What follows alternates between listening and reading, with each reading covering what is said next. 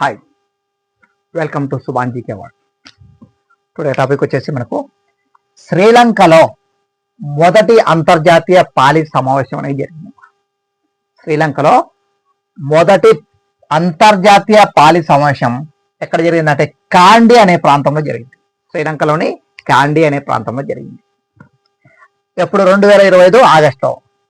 ఎవరెవరు నిర్వహించారంటే పెరదేనియా విశ్వవిద్యాలయము ప్లస్ భారత assistant high commissioner కలిసి ఈ అంతర్జాతీయ పాలీ సమావేశాన్ని నిర్వహించారు.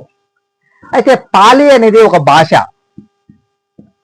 పాలీ భాష ఏ మతానికి సంబంధించిందంటే బౌద్ధ మతానికి సంబంధించింది.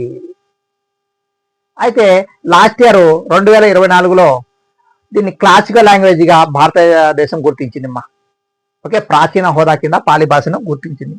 ఓకే, సో దీంతో మొత్తం కలిపి 11 భాషలు ప్రాచీన హోదాను పొందాయి. అయితే గౌతమ్ బుద్ధుడు ఏ భాషలో బోధించాడని అడుగుతాడమ్మా. గౌతమ్ బుద్ధుడు పాలీ భాషలో బోధించాడు. వర్ధమాన మహావీరుడు అర్ధమాగధి భాషలో బోధించాడనేది గుర్తుపెట్టుకోవాలి మీరు. ఓకే, అర్ధమాగధి భాష మహావీరుడు అంటే జైన మతానికి సంబంధించింది.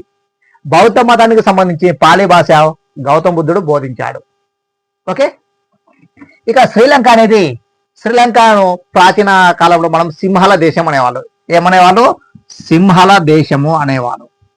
ఈ సింహళ దేశానికి మౌర్య అశోకుడు తన కుమారుడు మహేంద్రుడు మరియు కూతురు సంఘమిత్రను బౌద్ధ మత ప్రచారానికి శ్రీలంకకు పంపించాడు. ఎవరు? మౌర్య అశోకుడు.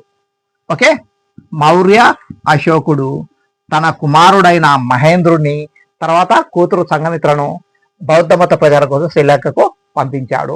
ఇది కొంచెం గుర్తుపెట్టుకోండి అమ్మా. పాలీ భాష అనేది వెరీ వెరీ ఇంపార్టెంట్.